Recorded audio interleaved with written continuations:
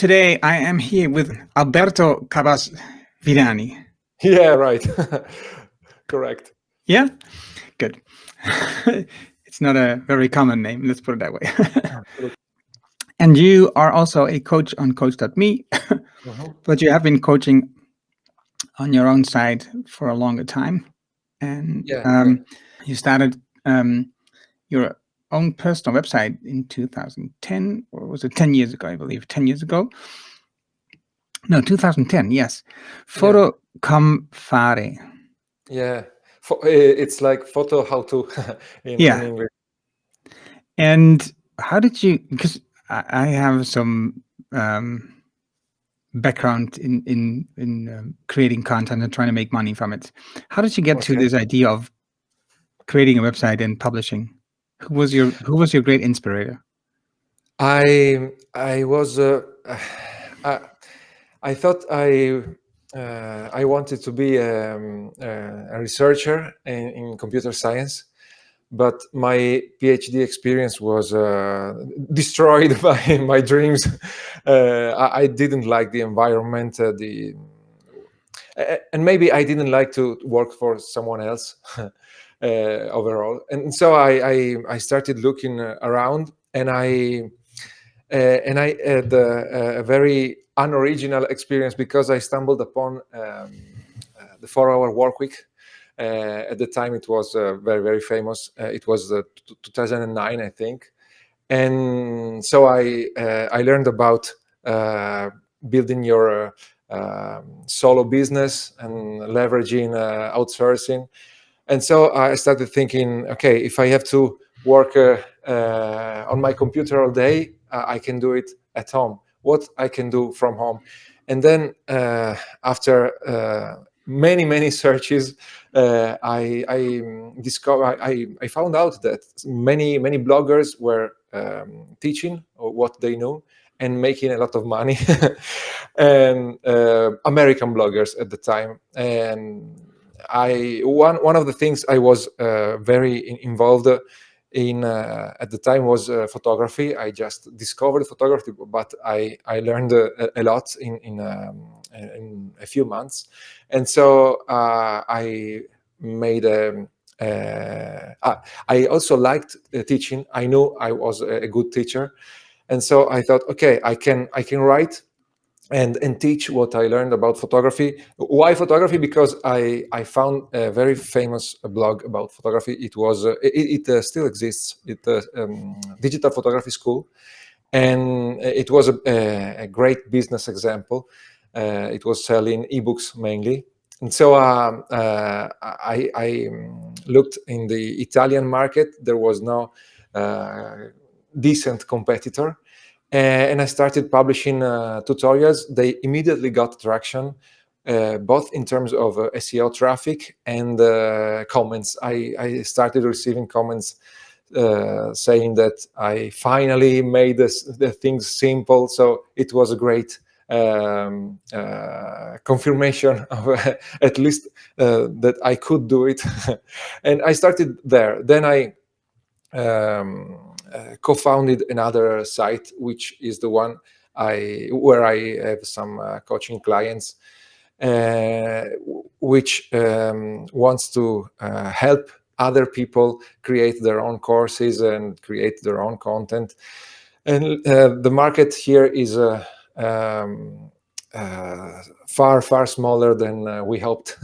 So now I'm building my profile in English. I started recently. This is very briefly my last. Don't worry, we'll go in detail. So when I started blogging in 2005, okay, Darren Rowse, yeah, Digital Photography School, yeah, was my great example. So I didn't choose the same topic, but Darren Rowse, the way and because he had this digital photography school, but he also had this blog about photos blogger. And he had ProBlogger. So I read ProBlogger because I wasn't really that interested in cameras. But there I learned a lot about all these, ways of monetizing your blog. And I did. And for me, it was a great way to, go into the details of researching and also finding ways how a blog can be very beneficial to your business. So I found that content marketing was a great way to attract clients to your business. That's the direction I choose instead of creating my own content. Well, I did create content, but not for making money. I created content to attract clients. Yeah, yeah. And you went to the university and studied, computer science, but your last study was philosophy.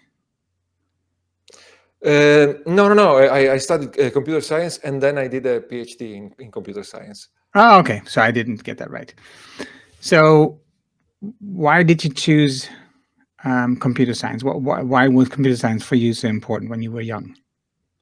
I fell in love with computers early because I think because my parents bought a Commodore 64. I don't know, in 80 something. I never I never tried to. I only played the video games Right. with it. But my father had always. He worked in sales, but he needed a PC early, mainly to do some. I think to manage customer data, client data. I don't remember. So we had we always had a PC at home very early, and a relative gifted me a modem when I was in middle school. So it was very in middle school for me. It meant mid 90s. I think I had my first modem, and Italy almost skipped the dot-com bubble. So I was one of the only between my classmates. I think I was the only one having a modem at a certain point, and using it to browse the web daily. And so I got. I think I got. I was fascinated by the amplification capabilities of the PCs. It seemed like I could do anything. I could amplify every my skills through a PC, and mainly programming, writing programs, software was the best way for me to bring something to life. You write an app, and then anyone can use it, and it has its own life. Finally, I didn't end up writing code for a living, but that was my main motivation at the time. I remember the age of Commodore. I didn't have one. We had an Atari, so Okay. I was in the other camp. And also, what baud rate was your modem? I remember I had like a 14K or something at some point. No, it was already a 50. What was 56.8? I don't remember. Yeah, something like that. Yes, right. The fastest one. Yeah, I know. That's unbelievable today, right? So it's so amazing. Like you had like 20 megabytes of hard disk, right? So that was yeah, it was just unbelievable. You had these diskettes where these tapes where the program was on, and you had to load the whole program first. the tapes there were horrible. Yeah, because that you had to rewind them to the right exact point where you can load the game you wanted. Yeah, and they simply didn't work sometimes. Yeah. It's especially frustrating when you had already spent like 10 minutes waiting for the part to load. Yeah, it was slow. Yeah. So when I started programming, it was like Basic and C++ and so on, and I started creating these software programs during my holidays and do my holiday work, and I have this issue. I thought it was an issue. So I was working during the summer. I was working at a small company, and so I was like working 8 hours. But during lunchtime, I went home to have lunch. that was still normal in those days.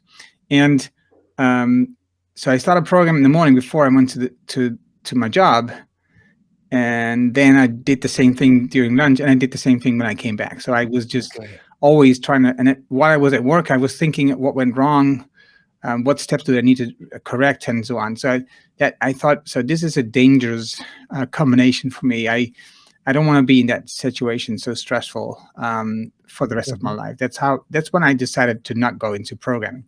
What was for you the breakup with computer science? No, I was very.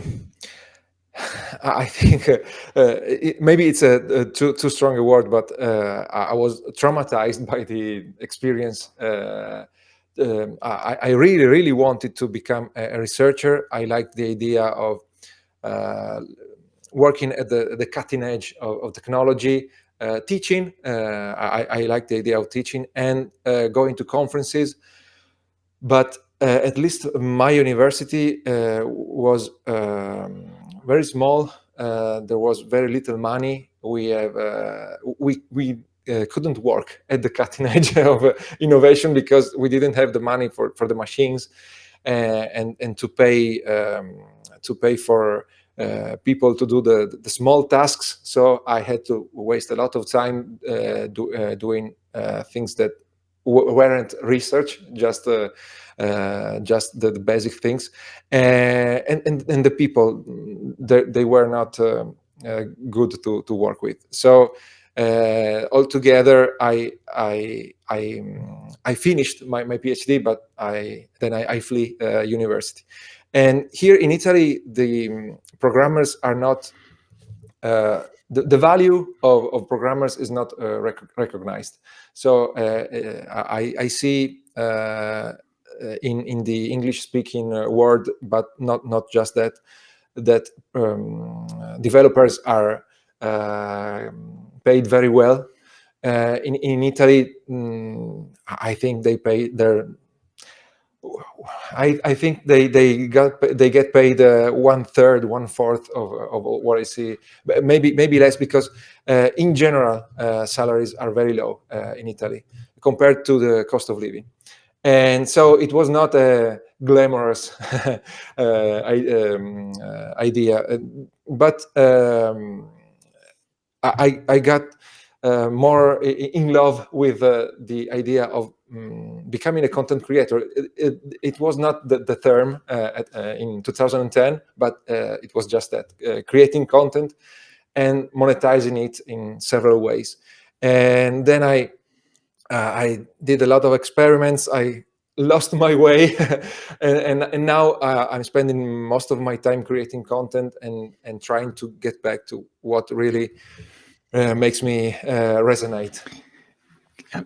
I still want to go a little bit more deeper into this computer science thing from you to get to know you a bit better.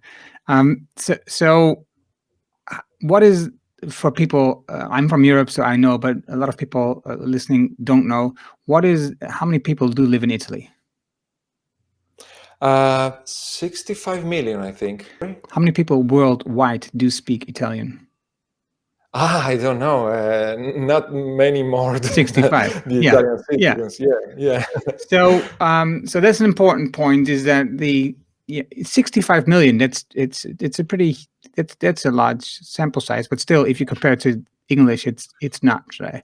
So it has its advantages and disadvantages, right? So if you write something, you have a potential audience of 65 million Italian speaking people, but on the other hand, you have a niche, right? So there's less competition, so you can carve out your own niche pretty fast. That's what you've noticed when you're building your photography blog, is there was not a lot of competition, and you could be an expert in your language pretty quickly. Mm-hmm.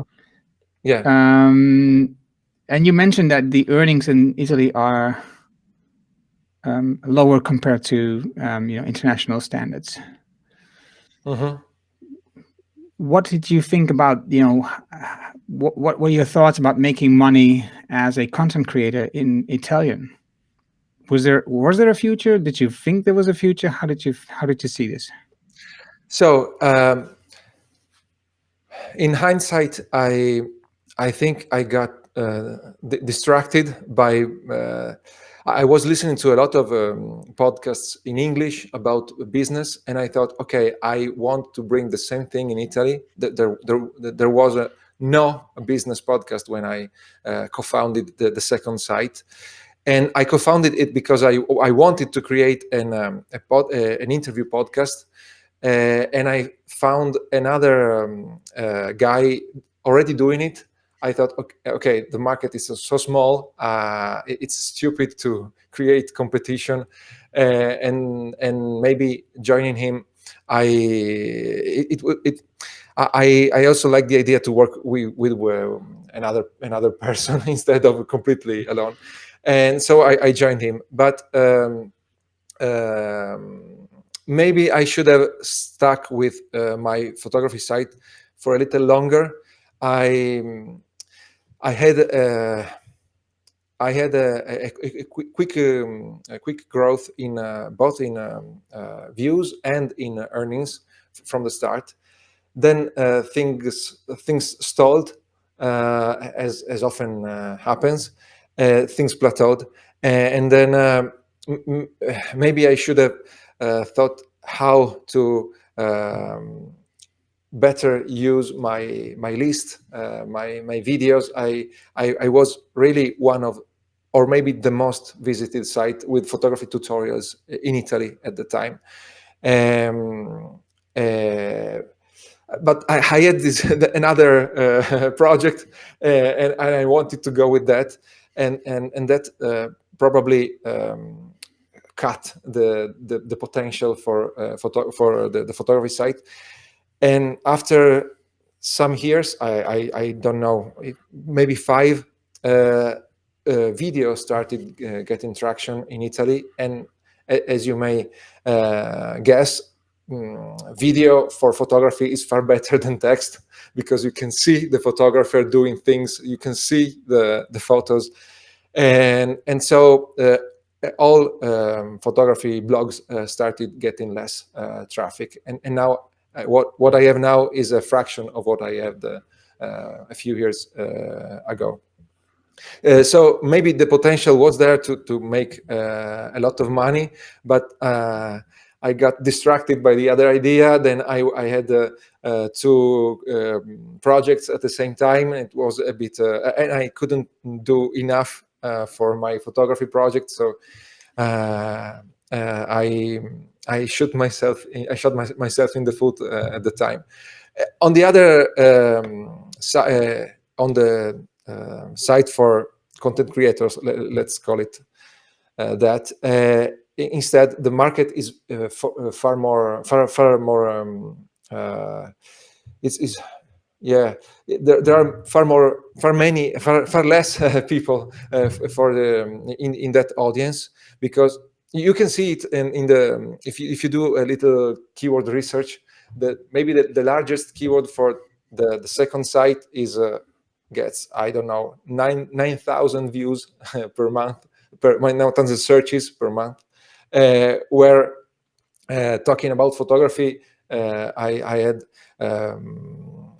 far larger keywords, because, well, many more people want to want to shoot great photographs compared to the people who want to create an online business, mainly in Italy. And then we also found out that the aversion to risk in Italy is far worse than we thought. So there are curious people, there are people looking for quick ways to make money online, but the serious ones, the ones that want to really start their business, or grow, bring their business, their offline business online, because we have part of our audience are professionals who already have a business. The number of these people is very limited, and when we started looking deeper into the English-speaking market, we saw that also the our potential audience has far less money than we thought. So it's hard to sell, for example, consulting for the prices we saw in the English-speaking market, and this together with the small market, we can't sell for high prices. We have a very small market, and so it's hard to make things work. So just to give you some counter perspective, the Netherlands has like 17 million, 17 inhabitants. Okay. I didn't There's know. probably like 19 million people in the world that speak Dutch. Yeah. So that market is even smaller. Yeah. So I had similar struggles many times in my career. I tried to switch to English and then I switched back to Dutch. So I think this is something that content creators struggle with a lot.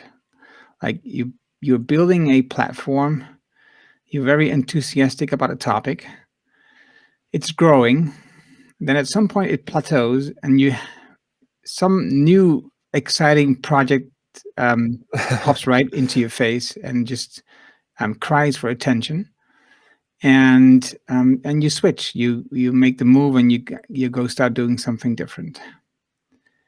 How do you, because you teach people to write content, you write content now, Medium, in English. How do you help people to through that phase of determining what their topic is and how they can stick to the topic to make it work for them? Let me think, because most of my clients already have a topic, because they already the paying client. Most of my paying clients already had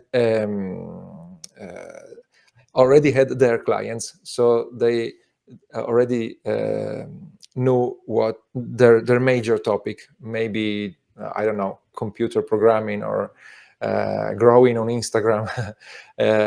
So they usually didn't have. I'm trying to think of some cases where they didn't know what to talk about. But no, usually they are just. I'm trying to think. But usually they may be undecided between some subtopics of what of the general topic they already know, the area where they work in. But in any case, I say we because I work with my co-founder. Usually, one thing is that often the initial decision is less important than you think, because unless you choose some strange topic no one is talking about, there can be an audience. But we start from, okay, look online and see if there is something about what look for the keywords you want to talk about, the general keywords. And if you find competitors, okay, there's an audience, competitors that have some kind of signals, I don't know, likes, shares, views. It depends on the platform. If you find competitors that have some kind of following, there's people online reading or watching, consuming content in that area. And then what we suggest is to start from a list of problems, and and think of the problems they can solve with their business, they want to solve with their business. Usually we invite them to write a long list, at least 50 ideas, because they stop earlier and then don't explore the area deep enough. And then when they have this list of topics, they maybe have a more precise idea of what they'd like to talk about. But what's true is that you can think for weeks about your niche, and then completely flop, because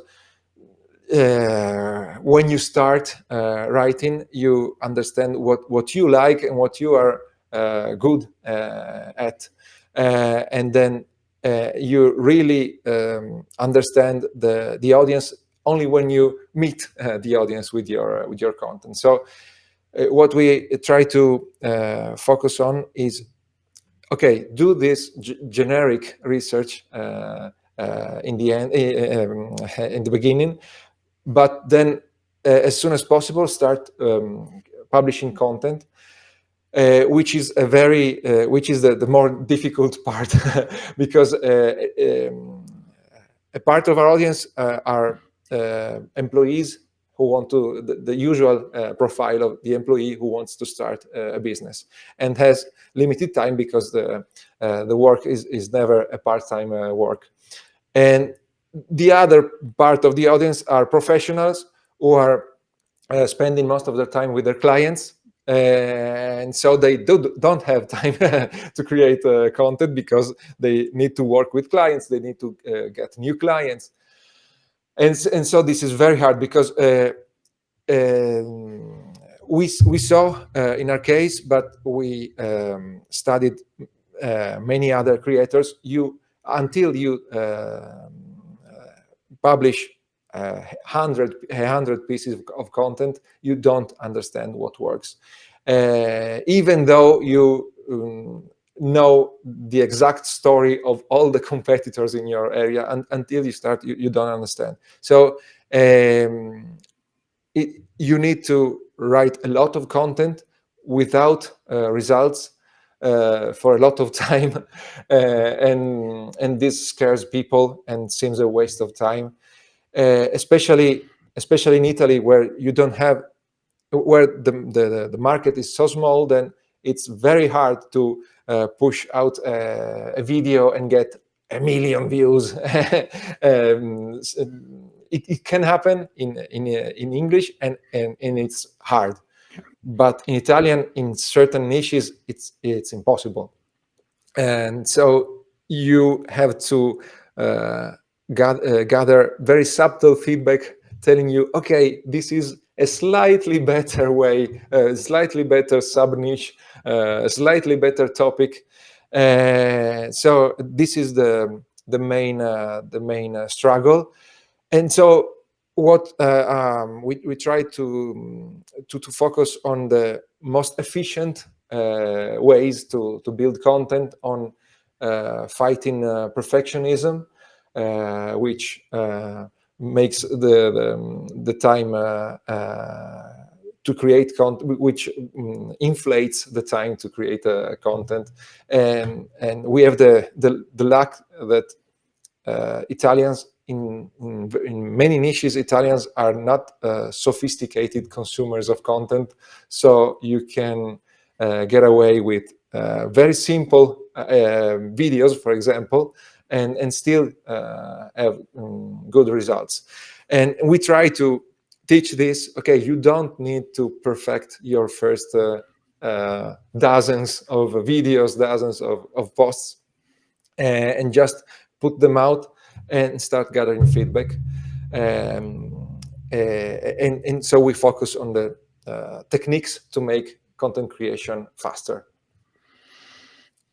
What I think is, what I've heard a number of times, and I think is, very true, is that you at least need like hundreds, 100 items, 100 videos, 100 posts, like at least write for a year before you know for sure that there is no or there is traction.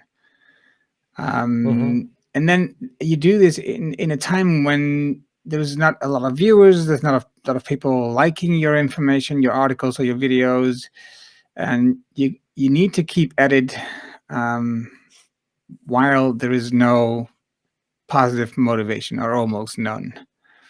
How do you keep your clients on writing? How do you make sure that they create content when they struggle in this valley of death? Often we failed in this because we help them start and maybe increase the rate of production, but very few time they were able to keep going, sadly. What we tried, we tried to focus on what was in their control. That is, yeah, it seems it's the same thing I said earlier. So they only have control on what they want to talk about, and so they can choose. They should choose what they like to talk Right. about. So at least they have the motivation to share something they like. And then the speed of content creation.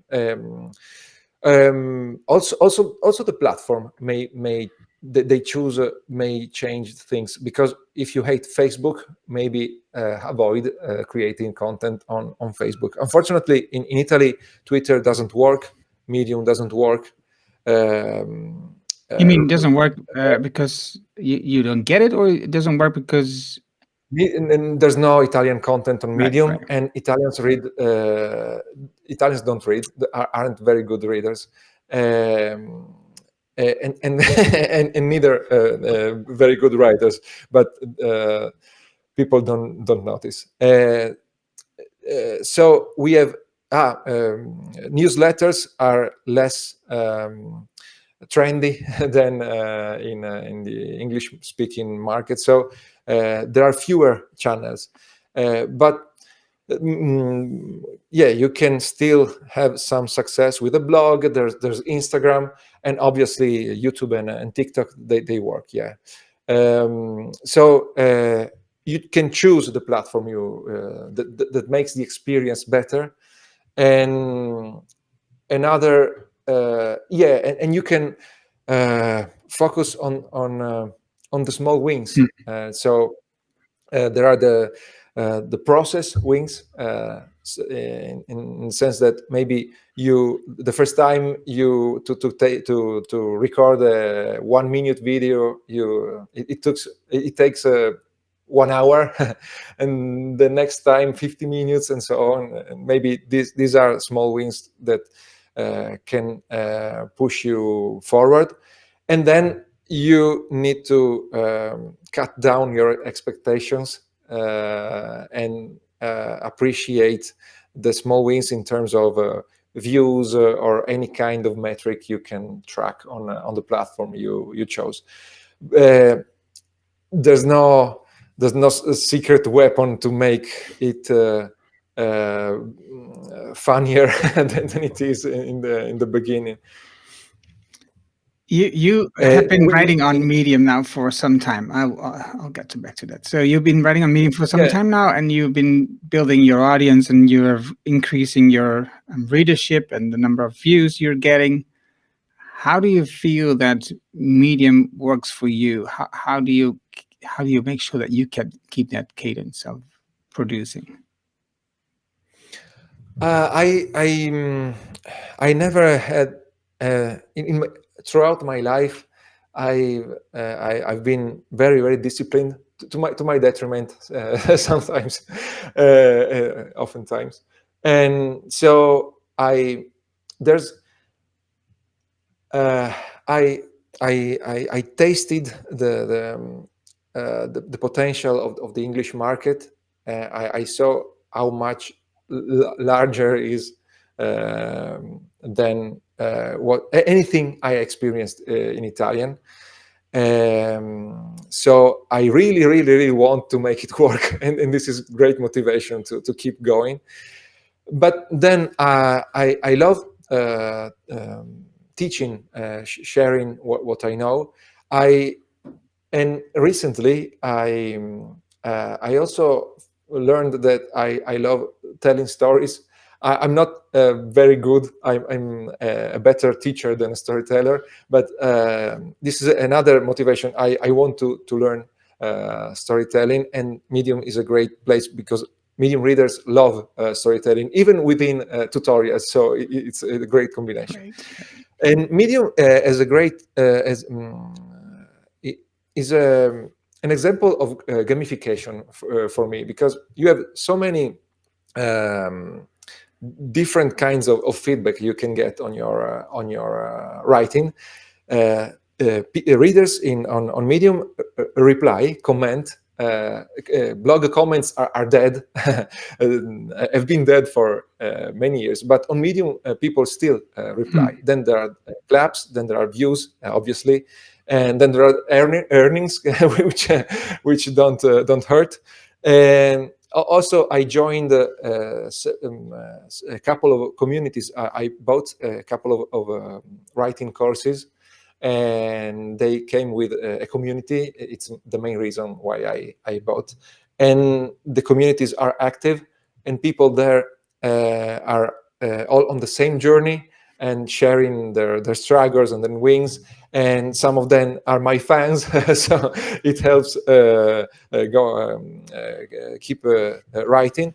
The growth is very slow, but it's there. And 2 days ago, one of my articles got boosted, and it's getting a lot of views I didn't expect. So this will be a good month, because with views come new followers. Those followers will get my new subscribers. It works, and I'm getting monthly. I'm getting, I think, 3 times the new followers.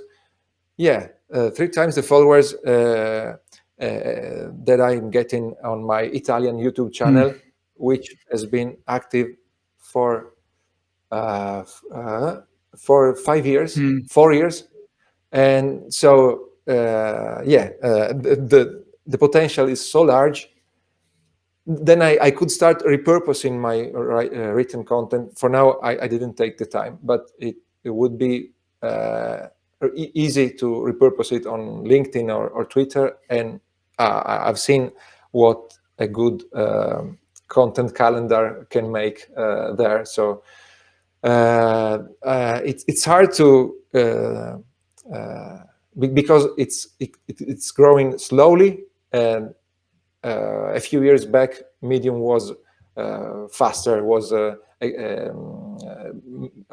writers on Medium were exploding in terms of views and earnings. It's not like that anymore, but there's still it's still a good a channel for people who write.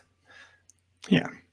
Okay, so let's get a quick view on what you do.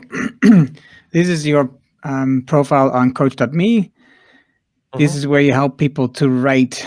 How do you use the chat-based coaching in your writing coaching? Which kind of coaching? The How do you chat-based. use? So how, because Chat-based, yeah. I think chat is I discovered chat-based coaching on coach.me because I don't know if there's anyone else doing it. And I think it's great for writers, for content creators in general, but for writers in particular, because every author in history has said that you have to sit down and write every day if you want to be a good writer. And through chat, I can really first understand what's the blocks, what's blocking the writer, the aspiring writer usually that has already has still to build the writing habit. And through several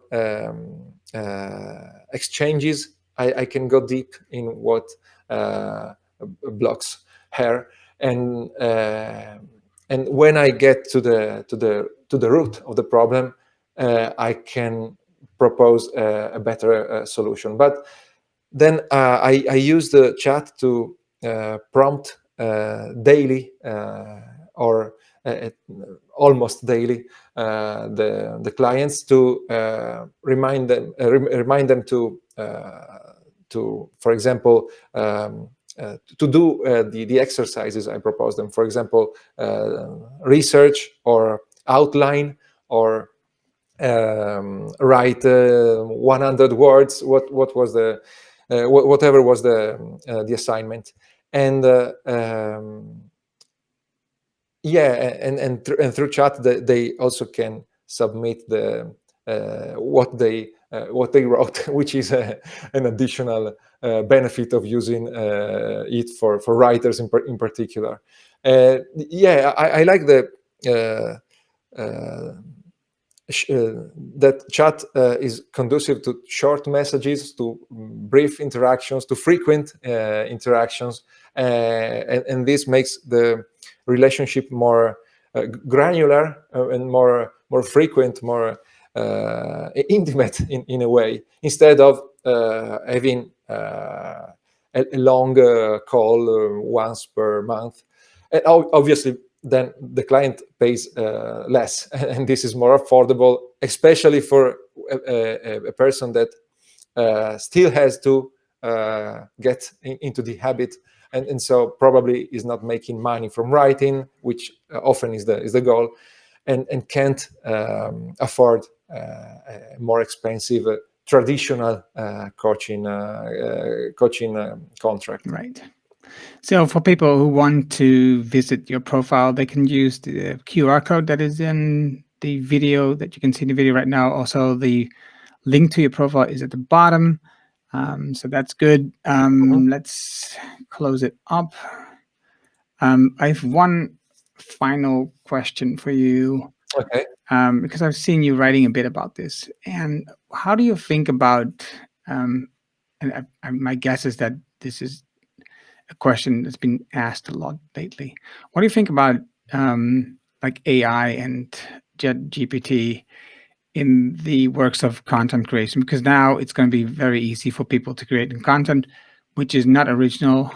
It looks original, but it's not theirs. It's just coming from the machine. What do you feel? Is it a opportunity? Is it a threat? How do you see that?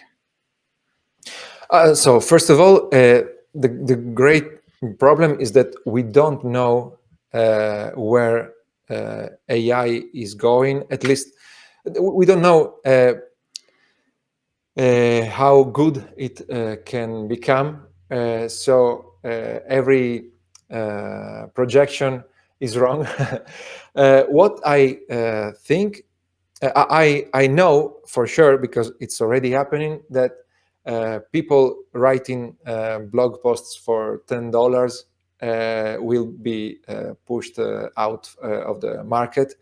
But that content isn't valuable. It wasn't valuable before ChatGPT. It just can work for SEO purposes, for example, and so some companies still kept paying for that kind of content.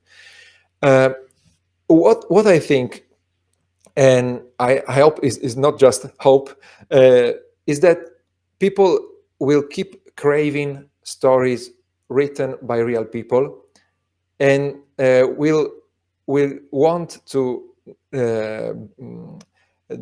be sure. We want the guarantee that that content has been written by real people. So even if in the future AI will be so good that AI content will be indistinguishable from human written content, human content, I don't know how to call it, even though it will be indistinguishable.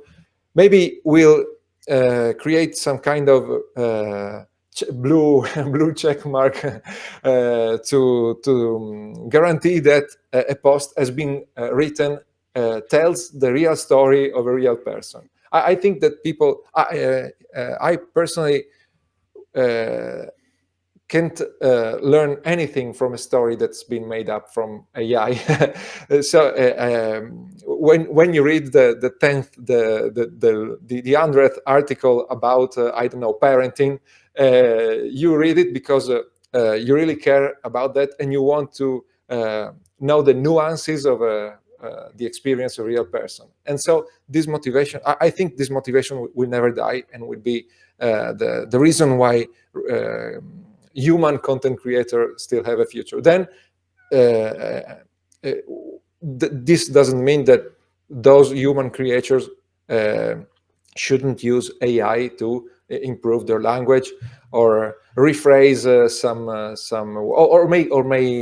maybe do research. Yeah, that is another. I think